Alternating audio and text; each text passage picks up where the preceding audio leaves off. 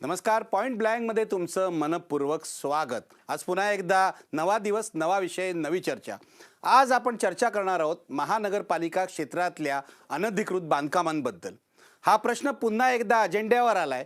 याचं कारण आज पुन्हा एकदा पिंपरी चिंचवडमध्ये अशा बांधकामांवर कारवाई सुरू झाली आणि ही कारवाई हायकोर्टाच्या आदेशानुसार होत होती. अर्थातच लोकांमध्ये प्रक्षोभ निर्माण झाला, कारवाईला विरोध झाला.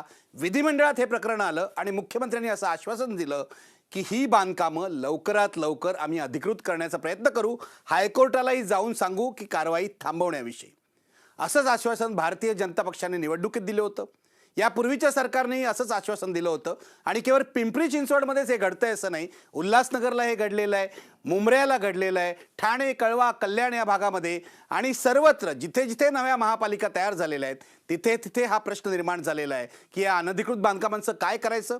ही बांधकामं तोडली तर तिथल्या नागरिकांवर अन्याय केल्यासारखं होतं, ते रस्त्यावर होतात, मग अधिकृत करायची का? पण मुळात ही बांधकामं का निर्माण होतात, यामागे काय रॅकेट आहे, याची आपण चर्चा करणार आहोत. आपल्यासोबत आहेत नामवंत पाहुणे. आपल्यासोबत आपल्या स्टुडिओमध्ये आहेत मुंबई महापालिकेचे माजी उपायुक्त गो. रा. खैरनारांची मी ओळख करून देण्याची गरज नाही. अनधिकृत बांधकामावर त्यांचा जो हातोडा चालला होता त्याच्या आठवणी तुमच्या मनात अजूनही असतील. आपल्यासोबत आहेत काँग्रेसचे नेते आमदार भाई जगताप. आपल्यासोबत आहेत उल्हासनगरचे माजी नगरसेवक आणि कायद्याने चाला या स्वयंसेवी संस्थेचे नेते राज असरोणकर. उल्हासनगरमध्ये राहिल्यामुळे त्यांनी हा सगळा अनधिकृत बांधकामांचा अनुभव स्वतः घेतलेला आहे. आणि आपल्यासोबत पुण्याहून आहेत मारुती भापकर. मारुती भापकर हे आज आम आदमी पक्षाचे नेते असले तरी ते 2007 ते 2005-12 या काळामध्ये पिंपरी चिंचवडमध्ये अपक्ष नगरसेवक होते आणि अपक्ष नगरसेवक असताना या अनधिकृत बांधकामांचं जे रॅकेट आहे ते उघडकीला त्यांनी आणलं होतं. महापालिकेमध्ये हा प्रश्न मांडला होता. माझ्यासोबत येणार आहेत भारतीय जनता पक्षाचे नवनिर्वाचित खासदार अमर साबळे सुद्धा, जे पिंपरी चिंचवड मधलेच आहेत. मी त्यांच्यासाठी थांबणार आहे, त्यांना प्रश्न विचारायचा आहे. पण ही सगळी चर्चा सुरू करण्यापूर्वी बघूया काय नेमकं प्रकरण आहे, काय होतंय पिंपरी चिंचवड आणि इतर महापालिका क्षेत्रामध्ये.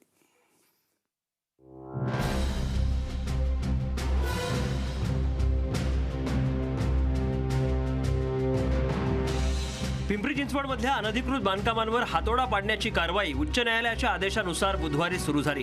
पण अवघ्या काही तासातच या बांधकामांना अभय देण्यासाठी सरकार पुढे सरसावलं. कायदा आणि सुव्यवस्थेचं कारण देत ही कारवाई करणं शक्य नसल्याचं सांगत मुख्यमंत्र्यांनी पिंपरी चिंचवडकरांना दिलासा दिलाय. तातडीनं आम्ही हायकोर्टाला विनंती करणार आहोत की अहवाल आलेला आहे, त्या अहवालात अनेक याच्यातल्या जवळपास 70-75% मी रफली सांगतोय हे नियमित होऊ शकत आहे. आताही त्या ठिकाणी एकूण कायदा आणि सुव्यवस्थेची परिस्थिती पाहता लगेच काही कारवाई करणं शक्य आहे असं नाही आहे आणि म्हणून उच्च न्यायालयाचा अवमान न होता या ठिकाणी उच्च न्यायालयाला विनंती करून या कारवाईबद्दलचा निर्णय करण्यात येईल. केवळ पिंपरी चिंचवड नाही तर राज्यातल्या प्रत्येक शहरावर अनधिकृत बांधकामांची सूज आली आहे. उल्हासनगर, ठाणे, कल्याण, डोंबिवली या शहरात तर जवळपास 50% बांधकामं अनधिकृत आहेत. इतक्या मोठ्या प्रमाणात बांधकामं उभी राहतात, त्याचा प्रशासनाला पत्ता लागत नाही, यावर कुणाचाही विश्वास बसू शकत नाही. मोठ्या प्रमाणात उभ्या राहिलेल्या इमारतींमध्ये नागरिकांच्या पुनर्वसनाचं कारण देत या इमारतींना अभय देण्यासाठी सर्वच राजकीय पक्ष पुढे सरसावतात. अगदी पिंपरी चिंचवडमध्येही अशाच प्रकारचं आश्वासन सत्तारूढ भाजपनं दिलं होतं. याच मुद्द्यावर राष्ट्रवादीचे माजी आमदार लक्ष्मण जगताप यांनी भाजपमध्ये प्रवेश केला होता. ही बांधकामं अधिकृत करू असं सांगत ते पुन्हा भाजपकडून आमदार झाले. तर राष्ट्रवादीचे सर्वेसर्वा शरद पवार अनधिकृत बांधकामांवर उपाय म्हणून क्लस्टर डेव्हलपमेंट करण्यासाठी आग्रही होते. त्यामुळे केवळ वोट बँक डोळ्यासमोर ठेवत अनधिकृत बांधकामांकडे दुर्लक्ष केलं जातं का? मुंब्रासारख्या दुर्घटना घडूनही अनधिकृत इमारतींबाबतचं कनवाळू धोरण का बदलत नाही? सर्व प्रकारचे कर भरून अधिकृत इमारतींमध्ये राहणाऱ्या नागरिकांवर हा अन्याय आहे का? अनधिकृत बांधकामांना सरकारचं अभय आहे का? हे प्रश्न या निमित्तानं उपस्थित झालेत. त्याच विषयावर आपण आजच्या पॉइंट ब्लँकमध्ये चर्चा करणार आहोत. मी चर्चेला सुरुवात करणार आहे मारुती भापकर यांच्यापासून. याचं कारण ज्या पिंपरी चिंचवड पासून हा प्रश्न आज सुरू झालेला आहे, जिथे ही कारवाई झाली होती आज आणि नागरिक चिडले होते, त्या पिंपरी चिंचवडमध्ये मगाशी मी सांगितल्याप्रमाणे ते नगरसेवक होते. मारुती भापकर, हा काय प्रकार आहे? थोड्या थोड्या काळानंतर हा पुन्हा प्रश्न येतो, सरकार आश्वासन देतं आणि अनधिकृत बांधकामाचं हे चक्र जे आहे, हे रॅकेट जे आहे ते चालू राहतं. काय सांगाल तुम्ही थोडक्यात? एक तर निखिलजी, यामध्ये हे अनधिकृत बांधकामाचा प्रश्न जो आहे हा जो निर्माण झाला 2011 मध्ये 3 फेब्रुवारी 2011ला माननीय उच्च न्यायालयाच्या एका निर्णयानुसार पिंपरी चिंचवड शहरामध्ये या कारवाईला सुरुवात झाली. मी 2007 ते 2012 या कालावधीमध्ये अपक्ष म्हणून मोहननगर आणि चिंचवड परिसरात नगरसेवक म्हणून काम करत असताना त्या ठिकाणी एका व्यापाऱ्याची एक बिल्डिंग होती आणि शेजारी 25 फ्लॅटची एक सोसायटी होती. मध्ये 25 फुटाचं डिस्टन्स होतं.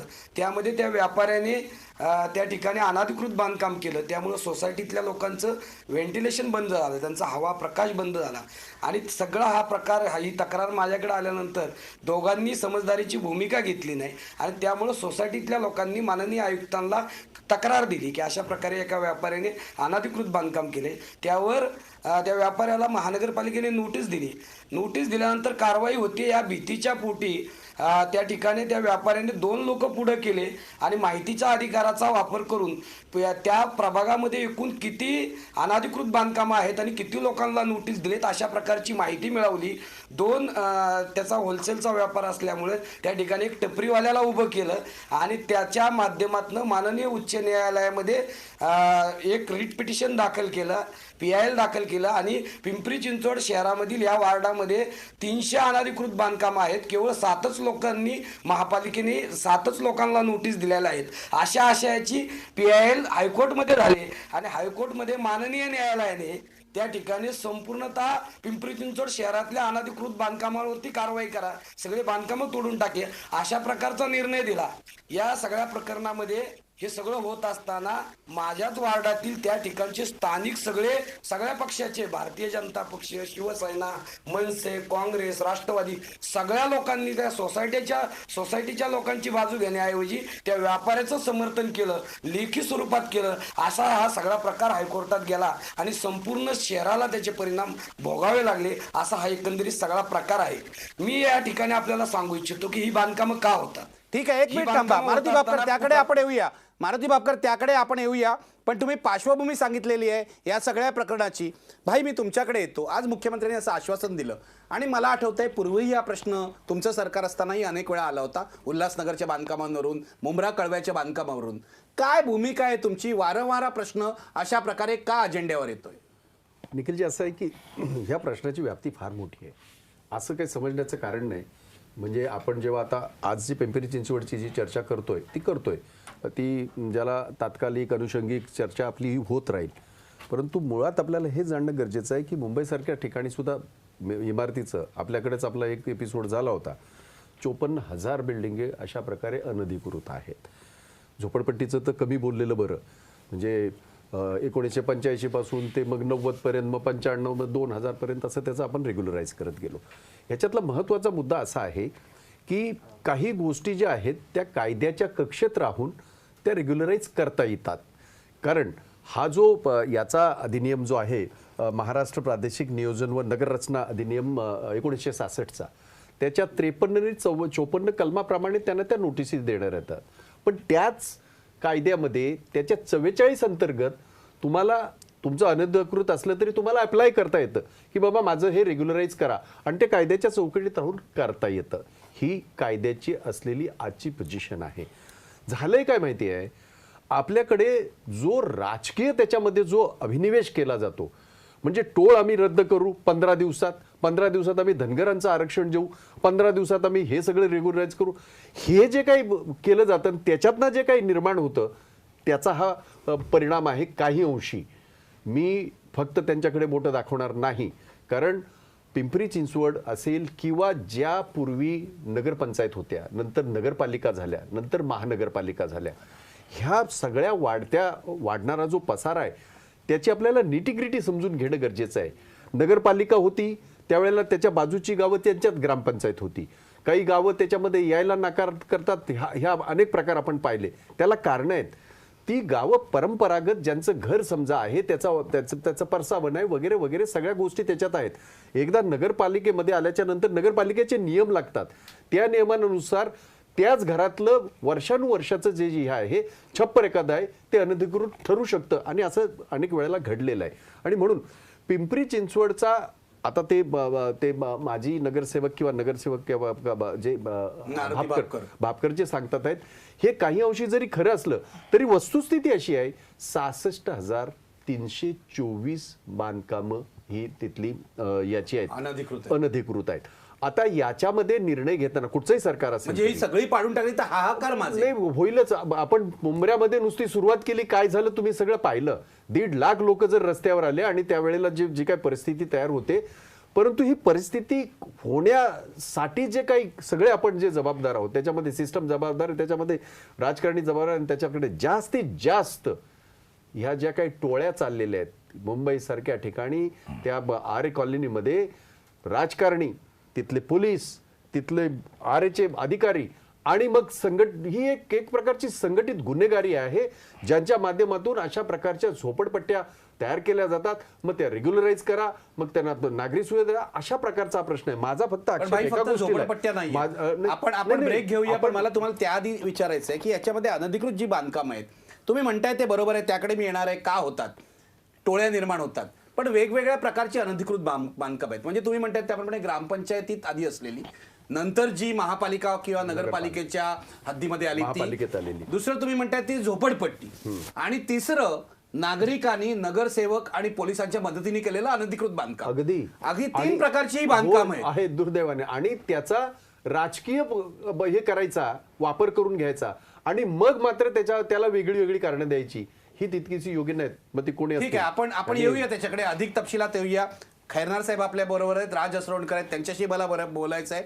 भाजपचे खासदार वेळच्या वेळी येतील स्टुडिओमध्ये अशी मला अपेक्षा आहे. याचं कारण त्यांनी तोंड भरून आश्वासन दिलं होतं, आणि जे लक्ष्मण जगताप निवडून आले पिंपरी चिंचवड मधून, राष्ट्रवादीतून भाजपमध्ये पक्षांतर करून ते याच मुद्द्यावर निवडून आलेले आहे.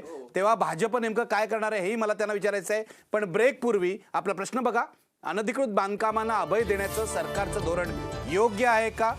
टाईप करा मी मराठी, स्पेस द्या, पीबी टाईप करा, पुन्हा स्पेस द्या, येस किंवा नो टाईप करा आणि पाठवा 56767 या नंबरवर. ब्रेक नंतर पुन्हा भेटूया.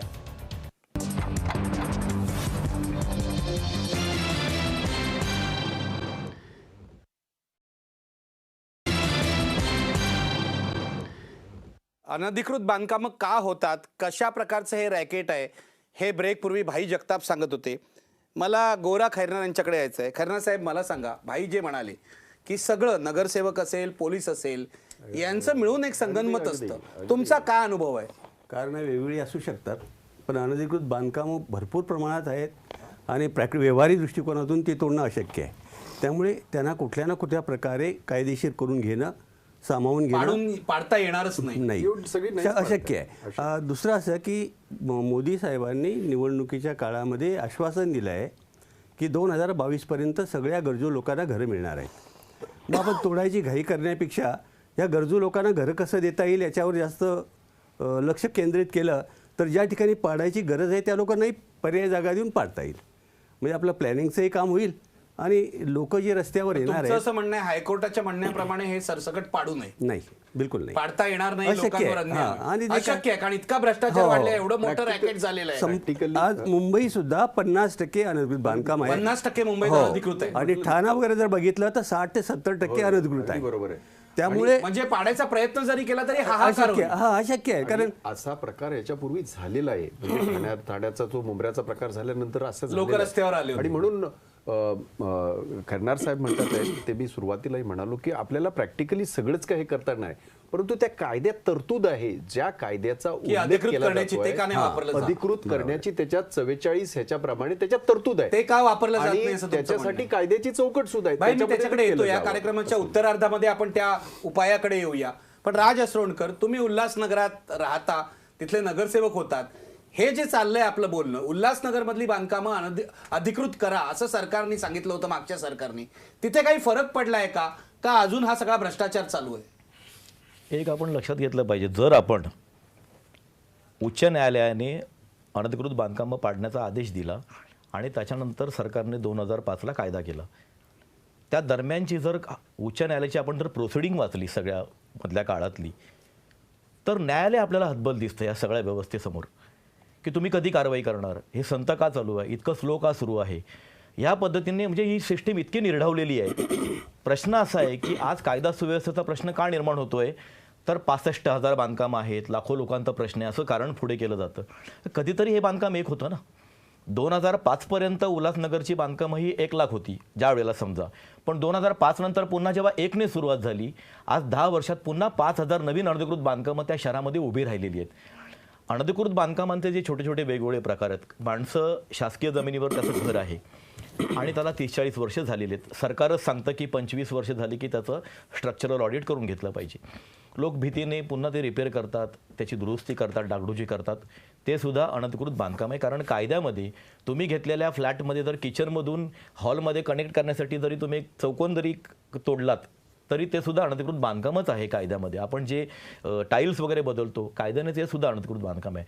मुळामध्ये जास्त जो जोर दिला पाहिजे की क्रिमिनल्स आणि ह्याच्यामध्ये इन्व्हॉल्ड असलेले पॉलिटिशियन्स. आजच्या काळात आपण जर बघितलं, शासनाची जर तयारी असेल, मुख्यमंत्र्यांची जर तयारी असेल या सगळ्या गोष्टींना, आणि त्यांनी चौकशी जर केली, एक निष्पक्षपाती चौकशी, तर निर्वाचित लोकप्रतिनिधी आता अनधिकृत बांधकामामध्ये इन्व्हॉल्ड असलेले दिसतात. आणि त्यांना ठेका दिला तर हे अनधिकृत बांधकाम अगदी सुरक्षित आहे, अधिकृत व्यवस्थित होऊ आहे शकतं. आणि ते पुढच्या नाही, ते तुटणारच नाही. म्हणूनच ते अधिकृत होणार नाही. हां, त्याच्यामुळे तसंच ठेवायचं. हां, ते प्रश्नच येत नाही. बरं, हा प्रश्न निर्माण कधी झाला, ज्यावेळेला कोणीतरी हायकोर्टात, भापकरांनी सांगितलं, कोणीतरी हायकोर्टामध्ये, उल्हासनगरला असंच झालं होतं. वैयक्तिक कारणासाठी माणूस हायकोर्टात गेला होता, नंतर तो प्रश्न मोठा झाला. मुद्दा असा आहे की हायकोर्टाने जर समजा एखाद्या शहरातली सरसकट बांधकामं पाडायचा आदेश देईपर्यंत सरकार ह्या प्रश्नाकडे गांभीर्याने बघणार आहे की नाहीये. बरोबर आहे, तुमचा प्रश्न बरोबर तसं आहे. करून सुद्धा फायदाही नाही आहे. हायकोर्टाने जरी आदेश दिलेले असतील तरी ते आदेशांची अंमलबजावणी अनधिकृत बांधकामाबद्दल करणं प्रॅक्टिकेबल नाही आहे. जिथे संपूर्ण ही व्यवस्थाच इतकी सडलेली आहे, इतकी भ्रष्ट आहे की आपल्या सगळ्या राजकीय नेत्यांना पैसे कमवायचे असतात आणि ते अधिकृतच नाही तर अनधिकृत बांधकामामधून जास्त पैसे मिळतात.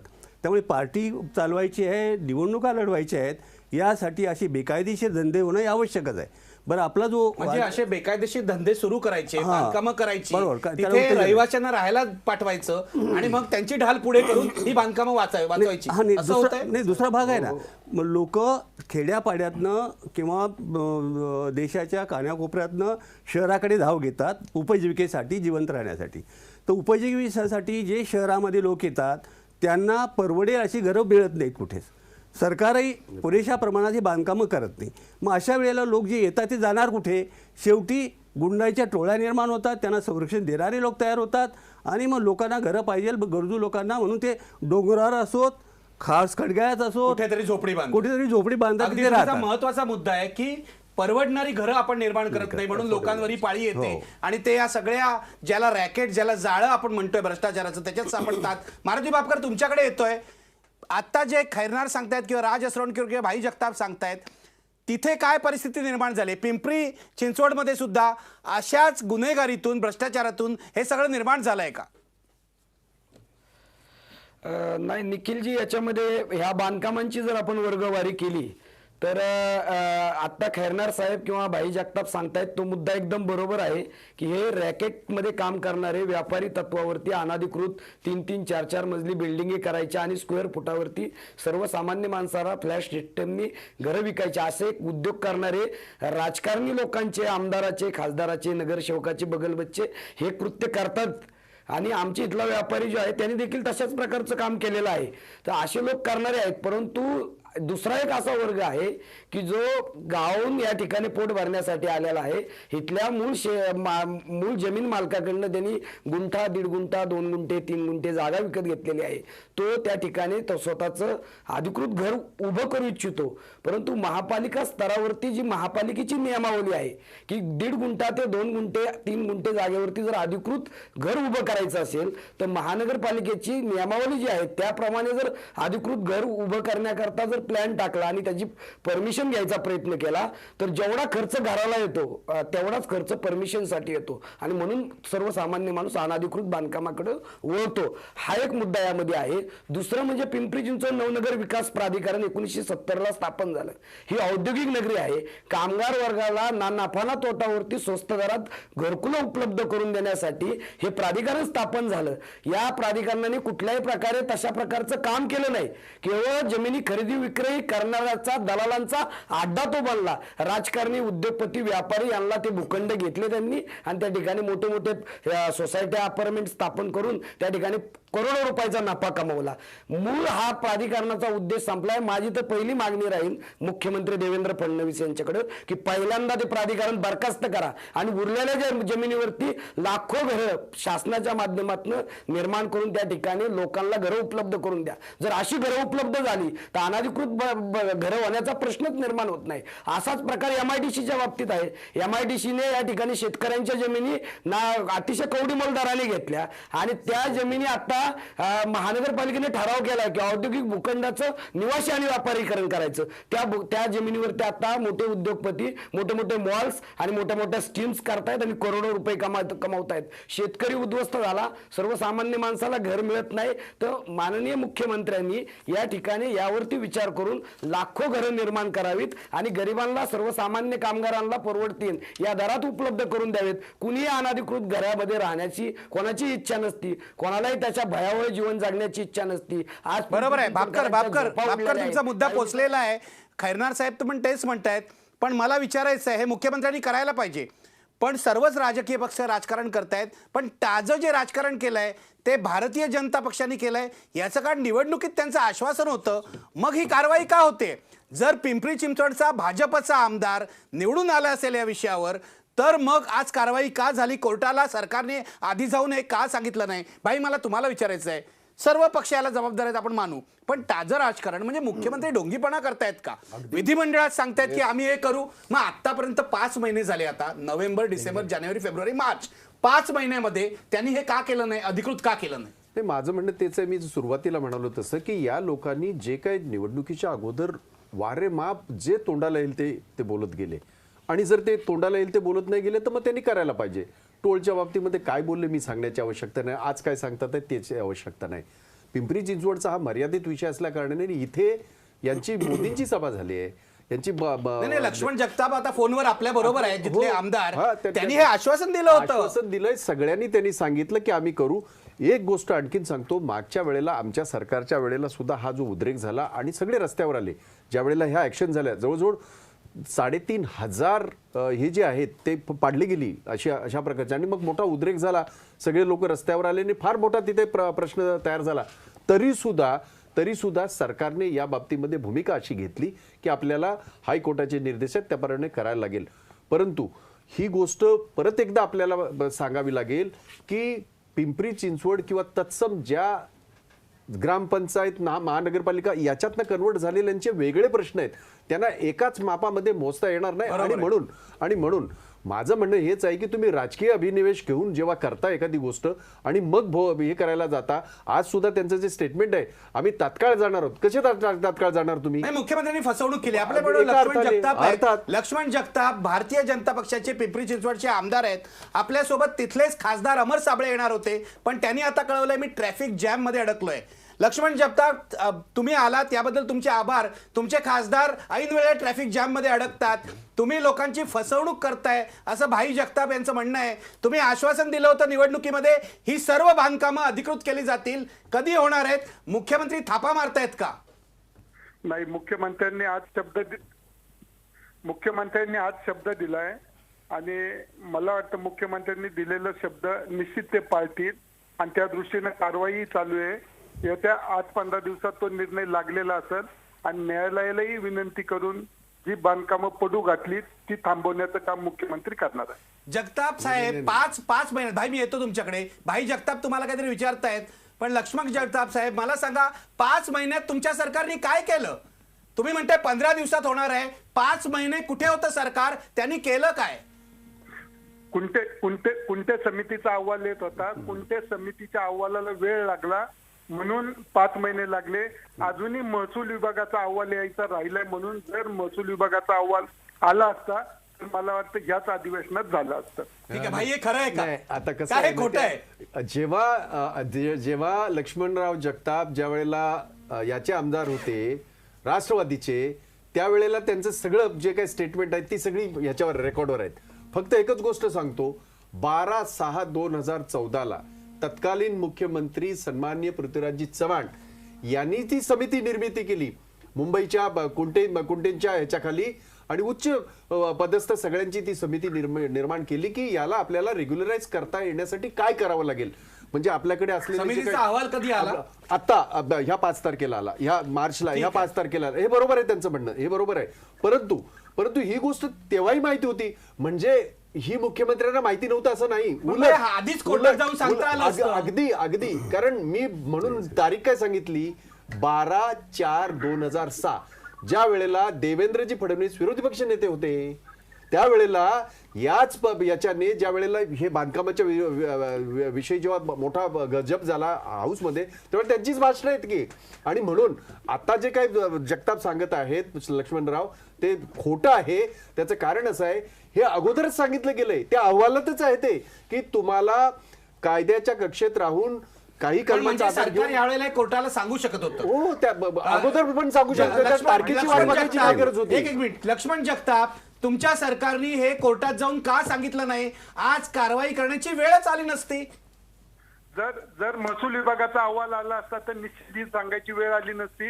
आणि 5 महिने काय करत होतात मग? मला भाई जगतापांना सांगायचंय की कोर्टाने पाठीमागच्या मुख्यमंत्र्यांना विचारलं होतं, पाठीमागच्या शासनाला विचारलं होतं, त्यावेळेस शासनानं हात वर केलते, आम्ही ही बांधकाम अधिकृत करणार नाही असं कोर्टाला कळवलं होतं, म्हणून आज ही वेळ आली. नाही भाई, तुम्हालाच दोष देताय, तुमच्या सरकारला दोष नाही, ते बरोबर आहे. त्याचं कारण असं आहे, हे काय झालंय, ते जेव्हा राष्ट्रवादी पुरस्कृत, ते जरी अपक्ष असलं तरी राष्ट्रवादी पुरस्कृत असा त्यांचा तो लौकिक होता, तो त्याच्या स्थानिक भागामध्ये त्यांचा तसा दबदबा आहे, चांगलं काम आहे त्या माणसाचं. परंतु ते कोणत्याही पक्षात गेले तर निवडून येतात. नाही, कारण अनधिकृत कामगारांना बांधकाम अधिकृत करू असं ते असं आश्वासनं देतात आणि करत नाहीत. आणि करत नाहीत. आणि असं सरकारने सांगितलं नाही, हे माहिती करता सांगतो. त्याचं कारण असं आहे की सरकारने ही गोष्ट सांगितली की ज्या क्लस्टरचा मध्येच कुणीतरी आपणच केला होता, याला रेग्युलराइज करण्यासाठी काय काय आपल्याकडे विकल्प आहेत, ते विकल्प तपासून करण्यासाठी मागच्या सरकारनेच ही कमिटी नियुक्त केली.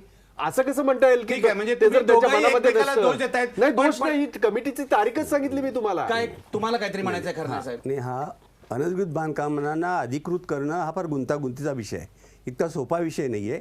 त्यामुळे आपण मुख्यमंत्र्यांना दोष देणे योग्य होणार नाही. पण निवडणुकीत आश्वासन दिलं ना त्यांनी. याच्यापूर्वी सुद्धा सगळे सरकार दरवर्षी आश्वासनं देतात, अगदी झोपडपट्टी असो काय सगळं असो. अनधिकृत बांधकामांना आश्वासन देणारं प्रत्येक सरकार देत असतं, परंतु प्रत्यक्षात काम करताना ते अधिकृत करताना फार अडचणी येतात, म्हणून थोडा वेळ लागतो. जर त्यांची खरोखर भावना आहे अनधिकृत हे अधिकृत करायचं, कारण प्रॅक्टिकल तेवढंच बाकी आहे, ते करणं आवश्यक पण आहे.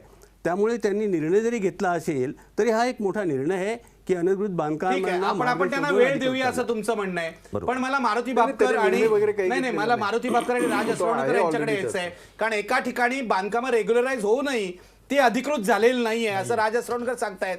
आणि मारुती बापकर हेच देवेंद्र फडणवीस, हेच भाजपचे नेते निवडणुकीपूर्वी काय बोलत होते, त्यांची भाषा काय होती आणि आजची काय आहे, तुम्हाला खात्री वाटते का हे अधिकृत करतील म्हणून?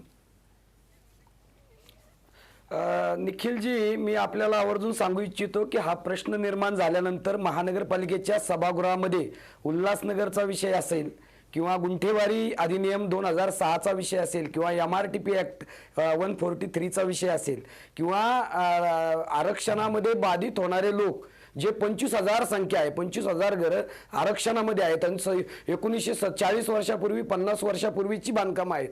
तर या संदर्भात मी स्वतः प्रस्ताव मांडलेले आहेत सभागृहात. त्यावेळी भारतीय जनता पक्षावाले असतील शिवसेनेवाले असतील, काँग्रेसवाले असतील, यांनी कुणी हा विषय गांभीर्याने घेतला नाही. परंतु ज्यावेळी या प्रश्नाचं गंभीर रूप धारण केलं त्यावेळी मात्र राजकीय लाभ घेण्यासाठी सर्व लोक या आंदोलनामध्ये उतरले. आम्ही सगळ्यांनी मिळून एकत्रित सर्वपक्षीय आंदोलन केलं. आंदोलन करत असताना आम्ही एक मुंबईला मोर्चा, सर्वपक्षीय मोर्चा काढला. आम्ही तळेगाव पर्यंत गेलो. तळेगाव नंतर आम्ही गाड्यांनी मुंबईत गेलो आझाद मैदानावरती. आझाद मैदानावरती गेल्यानंतर माननीय मुख्यमंत्री देवेंद्र फडणवीस असतील, विनोद तावडेजी असतील किंवा सुधीर मुनगंटीवार असतील, हे सगळे आले आणि त्यांची भाषणं अशी होती की अजित पवारांनी तुम्हाला तुमच्या घरासाठी 35 किलोमीटर चालायला लावलं, आमचं सरकार तुम्ही निवडून द्या. दुसऱ्या दिवशी 35 किलोमीटर आम्ही अजित पवारांना फरफटत आणू आणि तुमचा प्रश्न निकाली काढू. आज 5 महिने निखिलजी झाले.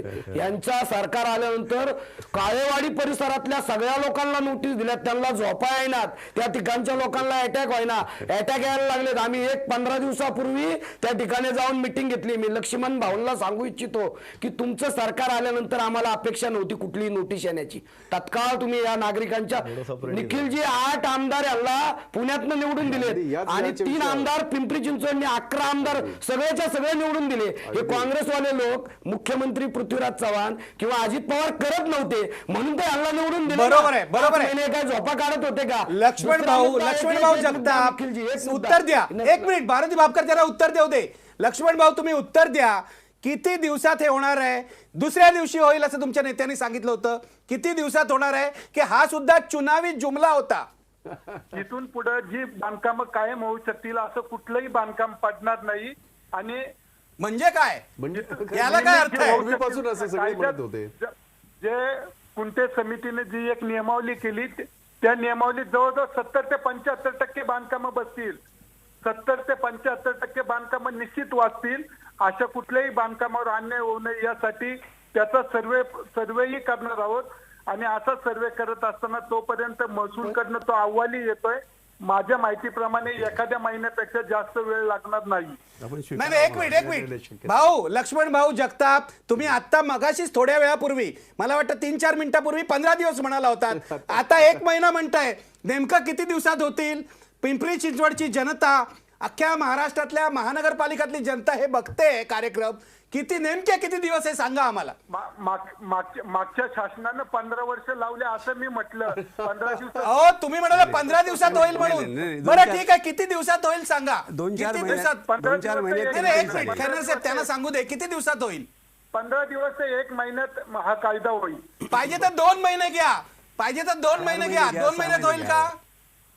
होय. ठीक आहे 2 महिन्यात होईल असं म्हणताय. परत आपण इकडे बसू. 2 महिन्यांनी पुन्हा त्याला विचारते. खूप आश्वासन देत आहेत. त्यांनी वरळीचे कोका कोलाचं जे होतं ना, कॅम्पा कोला. ते कॅम्पा कोला, तर ते सुद्धा पूर्वीच्या सरकारने खरंच काहीतरी करायला काही पाहिजे, केलं केलं नव्हतं. बरोबर आहे. निदान ह्या वेळेस तरी थांबवलं तरी यांनी या लोकांनी. म्हणजे ठीक आहे. त्यांची तुम्हाला काहीतरी आशा आहे भावना की- दिसते. नाही थांबवलं. नाही, गोरा करणाऱ्यांकडनं ही अपेक्षा नाही. ही यांच्याकडनं अपेक्षा नाही. आपण ज्या चांगल्या गोष्टीचं समर्थन करा, काही हरकत नाही. सुप्रीम कोर्टाने त्याच्यामध्ये इंटरव्हीन केलंय. सुप्रीम कोर्टाने सांगितलं सरकारला की तुम्हाला या बाबतीमध्ये याच्यामध्ये तुम्हाला ते रेग्युलराइज करता येईल. आणि तो पण आदेश असा आहे की कायद्याच्या कक्षेत राहून जे शक्य आहे ते करा, अशा प्रकारचा तो आदेश आहे. त्यामुळे या सरकारने याच्यामध्ये काही केलेलं नाही. मी राजश्री तुमच्याकडे येतो. मला एक ब्रेक सांगण्याची गरज नाही. मला एक ब्रेक घ्यायचा आहे. ठीक आहे, लक्ष्मण जगताप असं म्हणतायत की मी आधी 15 दिवस म्हणाले, मग 1 महिना. मी त्याला 2 महिने दिले. 2 महिन्यात तरी होईल आपण इकडे बसू असं म्हणतायत. 2 महिन्यानंतर आपण त्यांना विचारू. आधी टोलचा जो प्रश्न आहे तो सुद्धा 6 महिन्यात होईल असं सांगितलं होतं. 15 दिवसात सांगितलं. नाही, आपण राजपुरोहित होते तेव्हा आपण त्यांना 6 महिने दिले होते. ठीक आहे, आपण देऊ त्यांना 6 महिने देऊ. 5 वर्ष मिळाली. तो भाई हळूहळू काम करून द्या. तुम्ही तरी कशी अपेक्षा करता? नाही, वेगाने काम करायची. यांच्याकडनं अपेक्षा नाहीच आहे. फक्त ते जे काय म्हणाले ते मी सांगतोय. ठीक आहे, आपण एक ब्रेक घेऊया. ब्रेक नंतर नेमका उपाय काय आणि कसं करायला पाहिजे हे बघूया. कारण उल्हासनगरचं उदाहरण आहे जिथे काही अंमलबजावणी झालेली नाही रेग्युलराइज करून सुद्धा. मी राज असरोणकर यांच्यापासून ब्रेक नंतर सुरुवात करणार आहे. लक्ष्मण जगताप भाजपचे आमदार फोनवर जरी आले, पण अमर साबळे भाजपचे खासदार जे पाहुणे म्हणून येणार होते ते अजूनही ट्रॅफिकमध्येच अडकलेत. ब्रेकपूर्वी प्रश्न बघूया. अनधिकृत बांधकामांना अभय देण्याचं सरकारचं धोरण योग्य आहे का? हो म्हणतात 63% लोक. योग्य आहे याचं कारण असं आहे, लोक असं म्हणतात याचं कारण या सगळ्या रॅकेटमध्ये संगनमतामध्ये सामान्य माणूस भरडून निघतोय. याचा अर्थ असा नव्हे की राजकीय पक्षांच्या, पोलिसांच्या, नगरसेवकांच्या भ्रष्टाचाराला लोकांचा पाठिंबा आहे. लोक भरडून निघतायत हे लक्षात घ्या. ब्रेक नंतर पुन्हा भेटूया.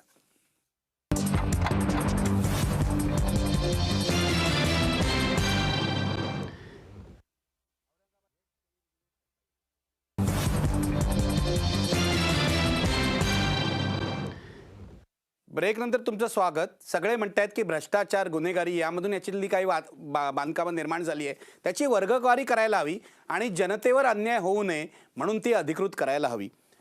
अशा प्रकारे बांधकामं अधिकृत करण्याचा निर्णय उल्हासनगरमध्ये घेतला गेला होता. तिथली काय परिस्थिती आहे आपण राज असरोणकरांना विचारूया. राज असरोणकर, अधिकृत करण्याचा निर्णय झाला होता उल्हासनगरमध्ये, झाली आहेत का अधिकृत? असं दिसतंय की उल्हासनगरच्या बांधकामांच्या नियमितीकरणाचा जो कायदा बनला तिथला अनुभव जर आपण बघितला, एकूणच राज्य सरकारची भूमिका आणि महापालिकेची भूमिका, तर असं कुठेतरी आता वाटायला लागतं की हे जे सगळं नियमितीकरणाचं सरकार जे काय बोलतायत किंवा मुख्यमंत्र्यांपासून सगळे राजकीय पक्ष आणि कायदा बनवण्याच्या गोष्टी करतायत, ही खरं म्हणजे सपशेल एक धुळफेक आहे, बनवाबनवी आहे. उल्हासनगरमध्ये काय कारण प्रकरण हायकोर्टामध्ये आहे. प्रकरण हायकोर्टामध्ये, हायकोर्टानं सरकारला तोंड द्यायचंय, तिथे उत्तर द्यायचंय आणि ते उत्तर द्यायचं असल्यामुळे त्या ठिकाणी कुठला तरी एखादा कायदा आम्ही करतो आहोत, नियमितीकरणाची प्रक्रिया सुरू आहे आणि ती कारवाई जी आहे ती थांबवून ठेवणं, हायकोर्टाला फेस करणं, वेळ काढणं. पण उल्हासनगरमध्ये काय कारण उल्हासनगरमध्ये आज जवळजवळ 1-1.5 लाख बांधकामांना नोटिसा दिल्या गेल्या होत्या. त्यातल्या फक्त 6,000 लोकांनी अर्ज केले नियमितीकरणासाठी आणि अवघे 150 ते 200 बांधकामं कागदावरती नियमित झालेली आहेत. एवढ्या मोठ्या शहरामध्ये फक्त बाकीच्याचं काय झालं? काही नाही, ते आहे तसं आहे, तसंच आहे, सुरू आहे. उलट 5,000 नवीन बांधकामं झाली गेल्या 10 वर्षामध्ये. 2000 हा कायदा बांधला. असं म्हणणं आहे की हे मुद्दामून होतंय? प्रश्नच नाही, पैसे खाण्यासाठी. ते लोक जे सांगतात की लोकांच्या निवाराचा प्रश्न आहे, पण आपल्याला कुठे असं सापडत नाही की सामान्य माणूस नाही बांधत आहे. आपण जर बघतो आजही डोंबिवलीच्या, तुम्ही जर गेलात तर डोंबिवलीपासून त्या दिव्यापर्यंतच्या सगळ्या मोकळ्या जमिनींवरती चाळीच्या चाळी बनतायत, मोठ्या संख्येने बनतायत चाळीच्या चाळी. याच्या पाठीमागे क्रिमिनल्स आहेत, याच्या पाठीमागे पॉलिटिशियन्स आहेत आणि सगळ्यात गंभीर गोष्ट मला एक निदर्शनाला आणायची आहे की पहिल्यापासून, मग ते शरद पवार असो, सुशीलकुमार शिंदे असोत की आत्ताचे देवेंद्र फडणवीसापर्यंत पृथ्वीराज चव्हाण असोत, नगरविकास खातं हे नेहमी मुख्यमंत्र्यांकडे राहिलेलं आहे प्रत्येक वेळेला. आणि याचा अर्थ स्पष्ट आहे की महापालिका, नगरपालिकामध्ये जो काय कारभार सुरू आहे किंवा अनधिकृत बांधकामांचा जरी हा प्रश्न असेल तर त्याची जबाबदारी ह्याच्या पूर्वीच्या आणि आत्ताच्या मुख्यमंत्र्यांनी ही स्वीकारायलाच पाहिजे. नियमितीकरण फक्त नियमितीकरण चालणार नाही, गंभीर बोलताय, त्यांनी ती जबाबदारी स्वीकारली पाहिजे, कारण हे हतबलत आहे. पण खैरनार मला सांगा, ते बोलत असताना तुम्ही नकारात्मक मान हलवत होतात, काय म्हणणं आहे तुमचं? पण मला सांगा की हे अधिकृत झालेले नाहीत बांधकामं उल्हासनगरमध्ये? हो, काही नियम बनवले त्यासाठी. अनधिकृत बांधकामं अधिकृत करताना काय काय अटी पाळायच्या याच्या अटी असतात. त्या अटीमध्ये उल्हासनगरमध्ये एवढा भोंगर कारभार आहे की तेथे DP रोड असोत, गार्डनची जागा असो, सगळीकडे लोकांनी इमारती बांधलेल्या आहेत. त्यामुळे सगळ्याच ठिकाणचे रेग्युलाइज करता येण्यासारखं नाही. म्हणून म्हणालो, सरकार ज्यावेळेस 22पर्यंत गरजू लोकांना घरं उपलब्ध करून देईल त्यावेळेस प्लॅनिंग करून मग ते रस्त्याच्या कधीच होणार नाही. याचा अर्थ बरोबर आहे, म्हणजे प्रॅक्टिकल करू शकत नाही आणि इतके लोक तोडणं, इतके घरं तोडणं शक्य पण नाही. याचा अर्थ असा आहे, गुन्हेगारांनी बांधलेली आहेत, क्रिमिनल्स तो भाग नाही. आधी बघा, काढता येतील. मुंबईमध्ये दाऊद इब्राहिमने 6,000 बांधकामं केली 6 वार्डमध्ये. त्याच्यात 150 इमारती आहेत मल्टी स्टोरी. त्यापैकी फक्त मी 30 सोडू शकलो, बाकी सगळ्या बिल्डिंग तशा आहेत. या 20 वर्षापूर्वीची गोष्ट आहे. त्याच्या अगोदर पण मी गेल्यानंतर पाडल्या नाहीत. मी मला काम दिल्यानंतर फक्त 20 एन प्रकारे पाडल्यात. त्यासाठी किती बोंबाबोंब झाली, माझ्यावर किती दबाव आला, मला मारण्याची सुद्धा हे झाली.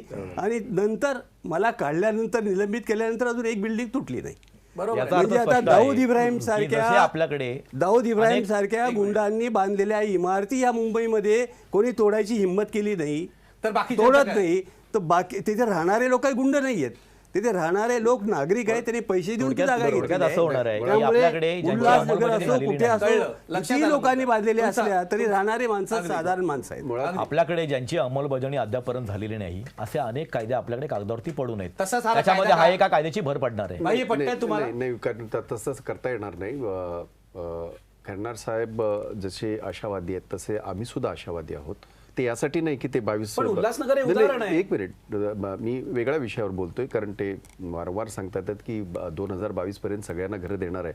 तशी तर 30 लाख घरं आणि 40 लाख नोकऱ्या आम्ही तेव्हाही ऐकल्या होत्या. 1995 हो 95ला. त्यामुळे त्यांचा तो राजकीय स्टंट असू द्या, परंतु आपल्याला विश्वास करायला जागा यासाठी आहे की ही जर घरं आपण सगळी पाहिली तर ही जरी रेग्युलराईज झाली तरी त्याची संख्या सुद्धा मोठी होण्याची शक्यता आहे. आणि आपण एक ताई, आपल्या गोष्ट- प्रेक्षकांसाठी आपण- एक खुलासा करा जी. की तुम्ही म्हणतायत की ही जी अनधिकृत घरं आहेत त्यामध्ये वर्गवारी आहे, जी. कुठची पाडायची? नाही, याच्यामध्ये निखिलजी, ह्याच्यामध्ये आपल्याला अशा पद्धतीने चूज करता यासाठी येणार नाहीत, कारण ज्या घरामध्ये 1 मिनिटापुरतं आपण असं समजू की गुंडांनी बांधलेली घरं किंवा काय, त्याच्यामध्ये राहणारा पैसे देऊन सर्वसामान्य नागरिक राहतोय, त्याचा काय दोष? तो त्यावेळेस त्याची ढाल बनवली आहे. ढाल झाली. मी नाकारलंच नाही. सुरुवातीपासून एक गोष्ट सांगितली, हा एक नेक्सस आहे आणि अधिकाऱ्यांपासून अगदी सगळ्यांपर्यंत त्यांनी हे ठरवून केलेलं सगळं आहे. परंतु आता प्रश्न असा तयार होतो, 2022 पर्यंत काय होईल ते होईल, परंतु आत्ता ह्या घडीला जे काय अनधिकृत आहे, आपण 66,324 बांधकामं याचं बिल्डिंग म्हणतोय, म्हणजे त्याच्यात राहणाऱ्या माणसांची संख्या किती असेल हे फक्त एकट्या पिंपरी चिंचवड बद्दल बोलतोय. मुंबईबद्दल तर स्वतः आणि हे घोडा पाडायला काढला किती वर्ष बोलले. लागतील? आणि किती वर्ष लागतील आणि सगळी आपल्याला जनता ठरणार सांगू शकतील का? तुम्हाला कारण ते- आठवत कारण असेल ते- कॅम्पाकोलाचं मोठं उदाहरण आहे की पाडण्यासाठी गेलेले ते काय प्रकार झाले आणि त्यांना नाही, काय करावं मला लागलं, सांगा, हे सगळं 66,000 आहेच म्हणतायत नाही. हे बांधकामं. नाही, ही एकट्या तुम्हाला पिंपरी तुम्हाला चिंचवडमध्ये. गावची बांधकामं पाडण्याचा अनुभव आहे. एवढी बांधकामं जर पाडायची असतील तर किती वेळ लागेल? ते सांगू 100 बिल्डिंग अजून पाडू शकलो नाहीत आणि ते आता पाडणं उपयोगी पण नाही. तर 66,000 नाही, 66,000 सोडून द्या. ह्या भारतामध्ये 60% लोक हे बेकायदेशीर अगदी. बांधकामामध्ये राहतात. अगदी. मग आपण या भारतातल्या 60% सगळ्यात कोरणार लोकांच्या का? संख्येला घरं पाडून रस्त्यावर आणणार का? त्यांना शक्य तरी आहे का? नाही शक्य. हे भारत देश लोक सरकार चालू देतील का? म्हणजे हे अशक्य आहे.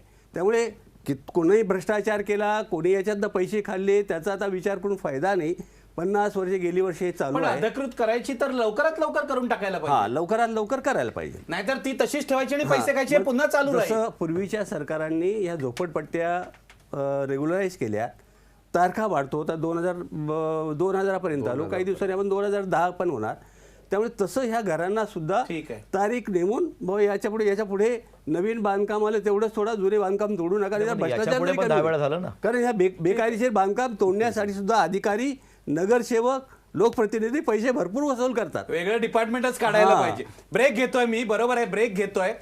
मारुती बापकर, तुम्ही हात वर केलाय, मला माहिती आहे. ब्रेक नंतर लगेच तुमच्याकडे येणार आहे आणि तुम्हाला हाच प्रश्न विचारणार आहे की जर सरकारने कायदा केला तर तिथे पिंपरी चिंचवडला किंवा इतर शहरात काही बदल घडेल का?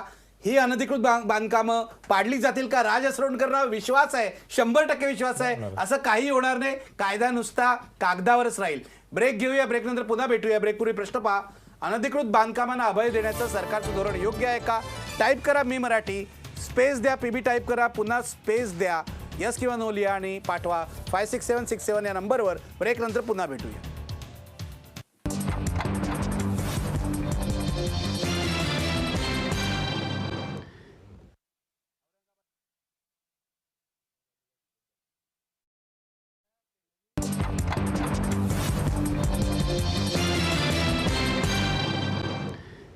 ब्रेक नंतर थेट मी जातोय मारुती भापकर यांच्याकडे. मारुती भापकर, तुम्ही चर्चा ऐकलेली आहे. जर समजा सरकारने कायदा केला, देवेंद्र फडणवीस सांगतात त्याप्रमाणे, तरी तो अंमलात येईल का? तुम्हाला आशा वाटते का? निखिलजी, जरी देवेंद्र फडणवीस सरकारने हा 4-5 महिन्याचा कालावधी जरी घेतलेला असेल, तरी हा निर्णय जो घेतलेला आहे आणि त्यांनी जो प्रयत्न सुरू केलेला आहे त्याचं निश्चित मी एक त्या आंदोलनातला कार्यकर्ता म्हणून स्वागत करणार आहे. माझी अशी सूचना असेल की पहिल्यांदा आपण जे काही बोलतोय त्या सगळ्या बांधकामांची वर्गवारी झाली पाहिजे. प्राधिकरणातली बांधकामं, MIDC क्षेत्रातली बांधकामं आणि महापालिका क्षेत्रातली बांधकामं आणि संरक्षण विभागाची बांधकामं, आमच्या पिंपरी चिंचवड शहर देवरोड परिसर असेल किंवा भोसरी परिसर असेल, या रेड झोन परिसराचं बांधकामाचं राजकारण करून माननीय श्री शरद पवार यांनी गेली 20-25 वर्ष राजकारण केलेलं आहे, परंतु तिथला प्रश्न कधी सुटलेला नाही. तर माझी तो सोडवायचाच नाहीये. सरकारला असेल की कृपा करून याचं राजकारण करू नका. लोकांचा जीव चाललाय, लोक तडपडतायत, हातपाय कोडतायत. आपण पहिल्यांदा गुंठेवारी अधिनियमाच्या नुसार बांधकाम अधिकृत हे होऊ शकतात.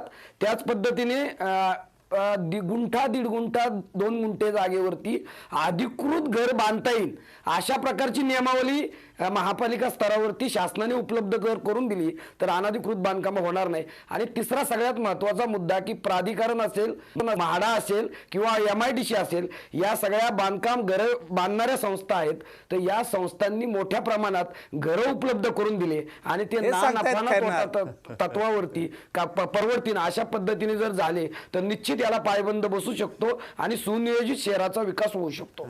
हे कधी होईल असं मला वाटत नाही भाई आपण म्हणजे मारुती बापकर म्हणतायत ते आदर्शवादी आहे नाही, अत्यंत. चांगलं आहे. खैरनार म्हणतायत ते की सगळ्यांना परवडणारी घरं मिळवत, अनधिकृत बांधकामं जी आहेत ती आता ती तुम्ही नियमात बसणारी आहेत ती अधिकृत करा आणि बाकीची पाडा वगैरे. पण हे सगळं होईल आता राज असोडकर अत्यंत व्यवहारी भूमिका घेत आहेत. अधिकृत करायची गरज नाही. भूमाफिया जबाबदारी पार पडतायत ना घरांची. सरकारने तारीख जाहीर करायची.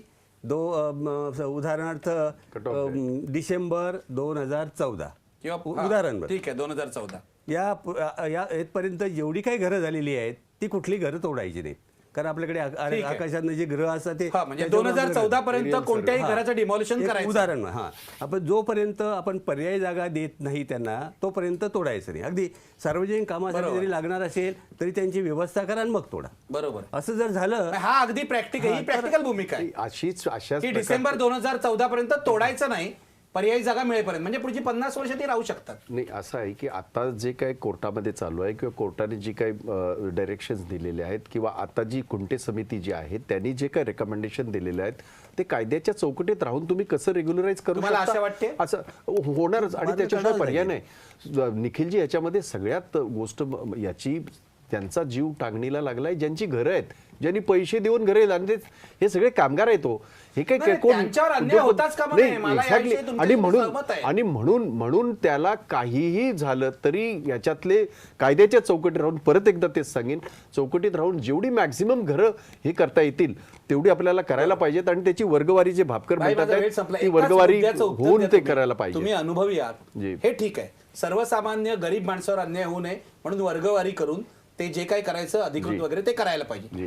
पण याचा फायदा घेऊन हे जे गुन्हेगार आहेत जी. किंवा भ्रष्ट राजकारणी आहेत ते नवी अनधिकृत बांधकामं करू शकतात. ती कशी रोखायची? नाही मग आपल्याला ही गोष्ट नक्कीच मध्यंतरी एक कायदा झाला होता आपल्याला आठवत असेल की एखाद्या वॉर्डामध्ये जर हे झालं अनधिकृत बांधकाम दिसून आलं तर त्या वॉर्ड ऑफिसरला आणि तिथल्या पोलीस स्टेशनच्या याला हे करणार वगैरे वगैरे ते सगळं 2009 GR आहे GR आहे शासनाचा. परंतु दुर्दैवाने त्याची काही झाली नाही आणि म्हणून मी म्हटलं की हे एक वेगळं आपल्याकडे सर्कल आहे हाच आणि विनोद आहे त्याच्यामध्ये भाई. छोटीशी नाही, माझा वेळ संपलाय. राज असोडकर वेळ संपलाय. आपण पुन्हा चर्चा करावी लागेल. पुन्हा हेच होईल. अगदी. या देशामध्ये बदल फार अगदी ज्याला कासवाच्या गतीने म्हणतो तसा होतो. पुन्हा चर्चा करावी लागेल. गुन्हेगारांना शासन झालं पाहिजे आपण म्हणतो, पण गरिबांवरही अन्याय होता कामा नये. हे सगळं दुष्टचक्र आहे. यातून बाहेर काढण्यासाठी एक मोठं परिवर्तन, मग ते राजकीय परिवर्तन व्हायला पाहिजे, सामाजिक परिवर्तन व्हायला पाहिजे, तरच हा बदल घडेल. आत्ताच्या भ्रष्ट व्यवस्थेमध्ये तो घडणं हे फारच कठीण आहे. माझ्याशी खैरनार साहेबही अगदी सहमत आहे असं दिसतंय. पण हे मी अगदी दुःखाने बोलतोय, पण ते सत्य आहे. शेवटी पुन्हा एकदा आपला प्रश्न आणि SMS पोल पहा. अनधिकृत बांधकामांना अभय देण्याचं सरकारचं धोरण योग्य आहे का? 68% लोक म्हणतात होय योग्य आहे. बरोबर आहे, सामान्य माणसाचं घर वाचलं पाहिजे, पण गुन्हेगारांचं काय हा प्रश्न राहतोच. धन्यवाद. पुन्हा भेटूया उद्या रात्री 9 वाजता.